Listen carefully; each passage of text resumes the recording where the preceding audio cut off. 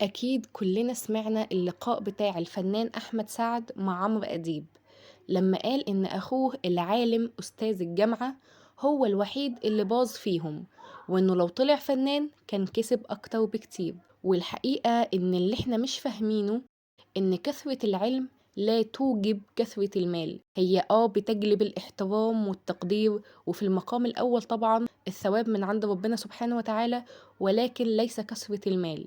وعشان كده ناس كتير أصحاب شهادات وعلم ومعرفة وهم من الناحية المادية أقل من غيرهم.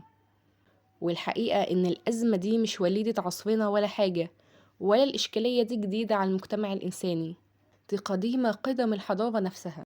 علشان كده هنشوف أبو حيان التوحيدي اللي عاش في القرن الثالث الهجري بيتكلم عن نفس الفكرة في كتابه الإمتاع والمؤانسة، وبيذكر مقولة لأفلاطون وهي: إن الله تعالى بقدر ما يعطي من الحكمة يمنع الرزق. وأما أبو سليمان المنطقي فيقول: فيجب على الحصيف والمميز أن يعلم بأن العالم أشرف في سنخه وعنصره، وأوله وآخره، وسفره وحضره، وشهادته ومغيبه من ذي المال، فإذا وهب له العلم فلا يأس على المال الذي يجزئ منه اليسير، ولا يلهب نفسه على فوته حسرة وأسفا، فالعلم مدبر والمال مدبر.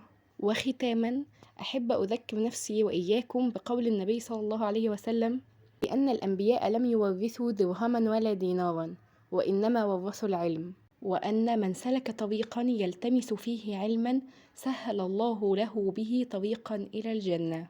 والإنسان الذكي النبيه اللي يعرف إزاي يطلب العلم والمال في نفس الوقت.